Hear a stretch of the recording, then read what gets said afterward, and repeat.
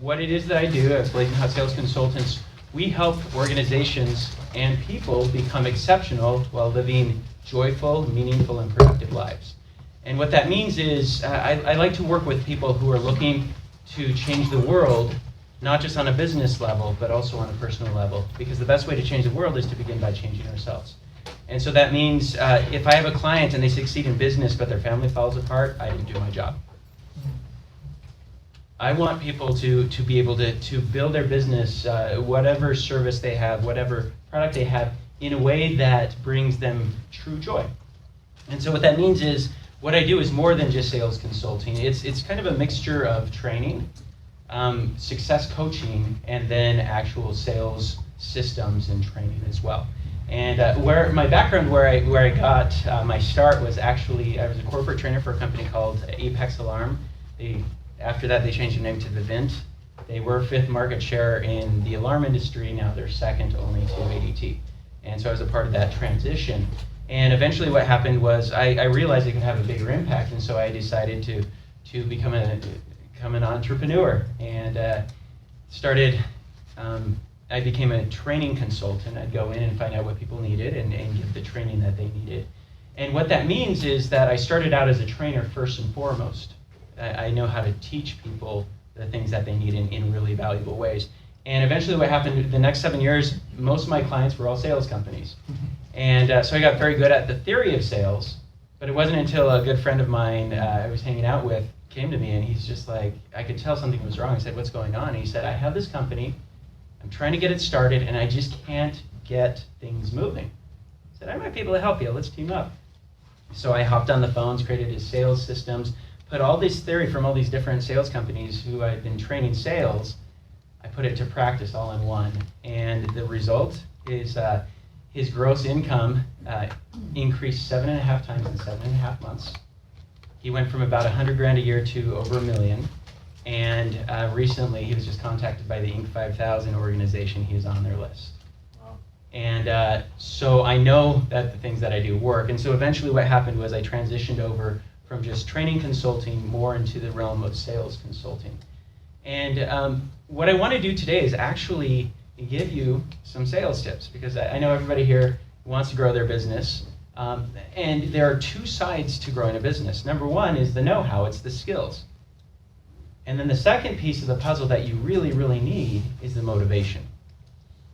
And the struggle with the motivation is sometimes we think we're motivated, we think we want to grow, we think we want success, but what ends up happening is subconsciously we don't. We have fears subconsciously. And a lot of times it's the fear of failure. Often it's the fear of success. If I succeed, I will be too busy, I will lose my free time.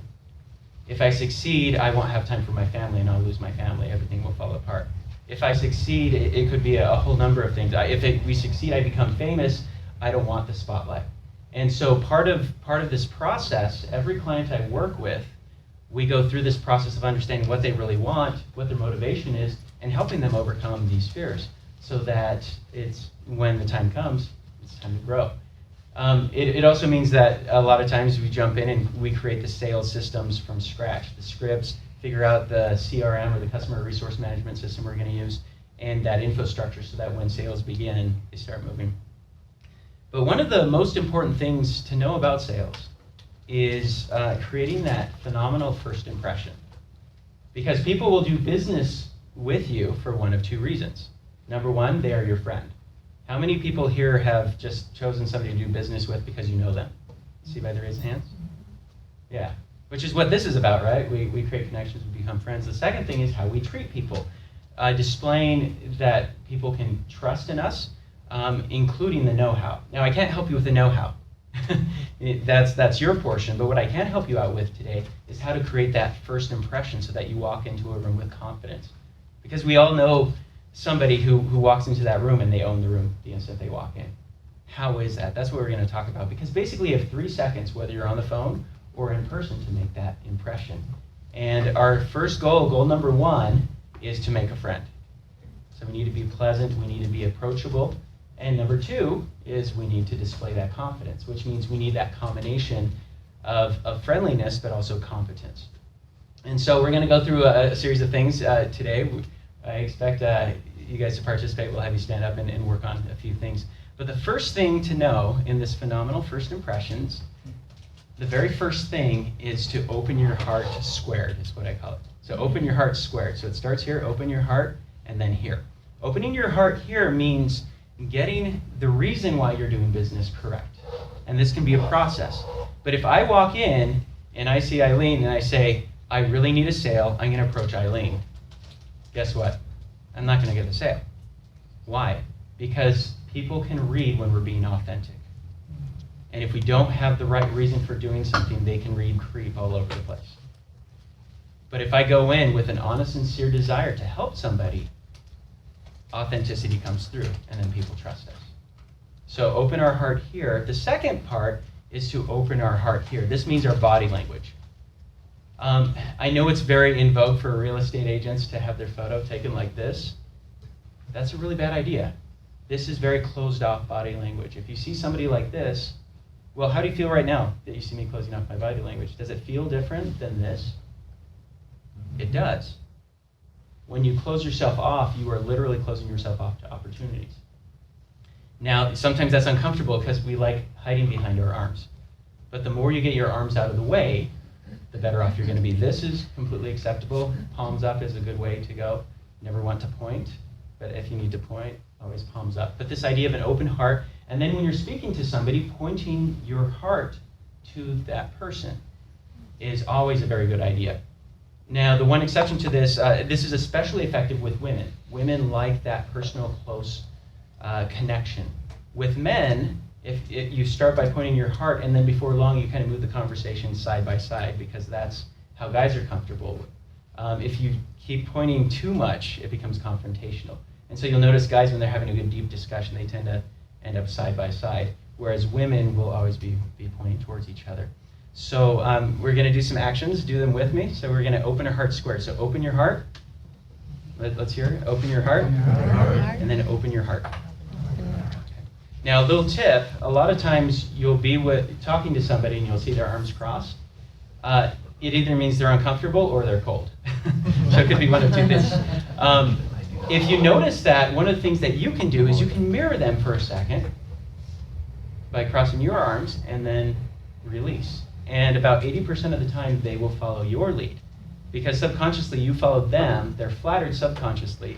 You do that, then they will follow you. And then you open them up to the next step. Now, a lot of times this happens right when you walk into a room. A very important note, when you come to an appointment with anybody, with a client, some kind of a meeting, the moment you step out of your car, you need to be on your game.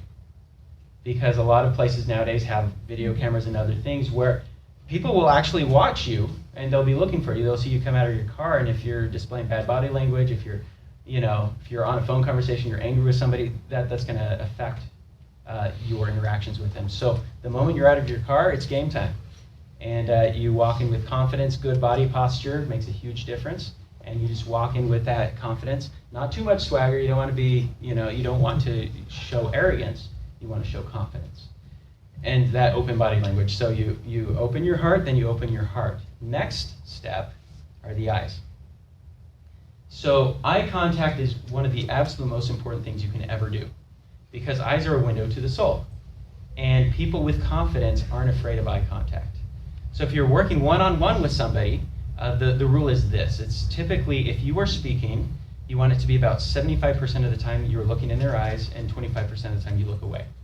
So talk to them for a while, then glance off, then start talking to them again.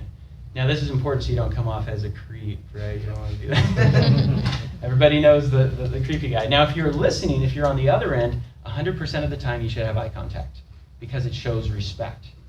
And they will appreciate, they feel that connection. The moment you start looking away somewhere else, they're like, what's going on? I no longer have their attention, you lose that confidence.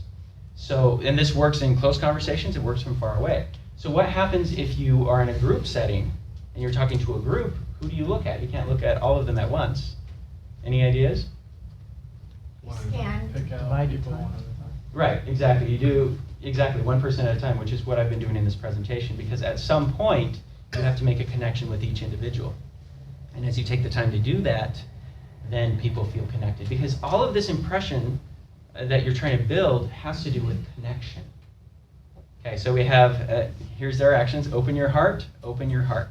That's it. Open your heart, open your heart. I smile. Okay, so think of I smile. So eyes, we just talked about smile. A smile goes a really long way. Now, how do you get an authentic smile that isn't too much? Because if you look somebody in the eyes and you go, it's just really awkward, right? So all you have to do is say great. Or if you're adventurous, say good day, mate. Right? But that 8 sound, everybody say great for a second. Great. That's where it should be, great. And then you just kind of keep it there. That's a nice smile. Great. Okay? So just think of that, or think you're Aussie, good day, mate, which is what I do because I'm more adventurous. And then I speak in an Australian accent. So I smile. Now, all of this often happens when you're networking across a room. So you walk in with confidence, with good posture, open body language, and then you see somebody with your eyes and you smile. Now, those of you who are single, you might be really good at this already. It's the same skill as flirting. Those of you who are single, you might be really bad at this, which is why you're still single. So apply this and you'll see some difference. And honestly, all of these skills also work in family relationships and just relationships in general. Think about it. If you go home to your spouse and when they're talking to you, if instead of doing your things, you stop and you just look at them and you're present, how would that change things? Right? So these are universally applicable ideas and principles.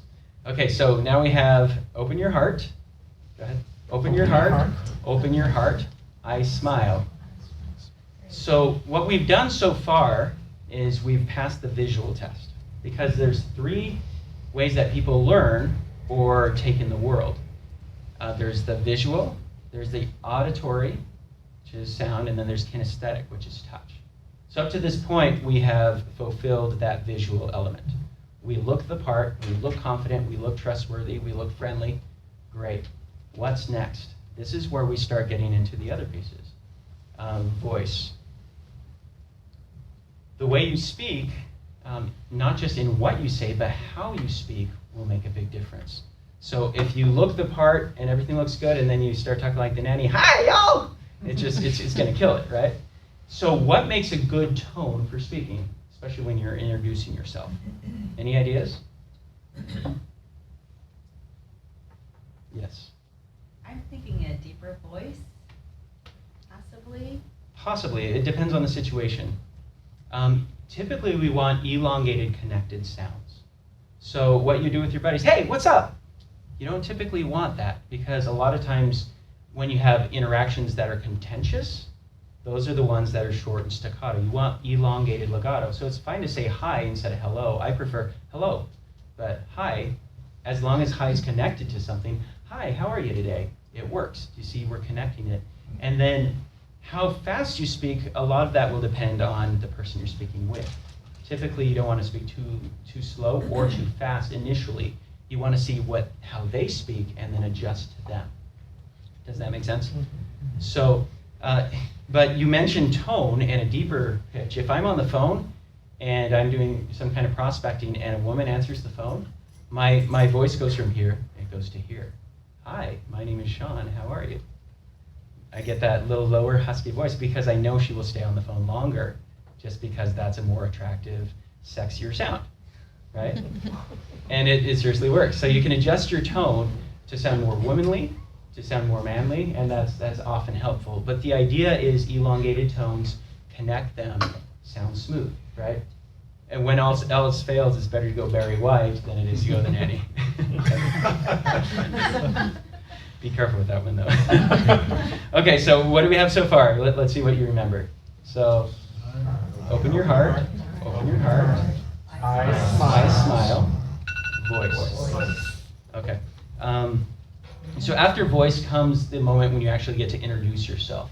If it's a group setting like this, hand over your heart. This is the most powerful positive symbol in all of American culture. You're touching your heart literally, and you will touch theirs. And then at that point, once you've done that, you get their name, then you shake their hand while you repeat their name so you don't forget their name. How do you do a handshake? You match their handshake. You never want to turn your hand, you always want to be even, and you match them. And now what you have done is you've created that positive visual, that positive auditory, and that positive touch. And once you have done that, you've created that powerful first impression. So, any questions?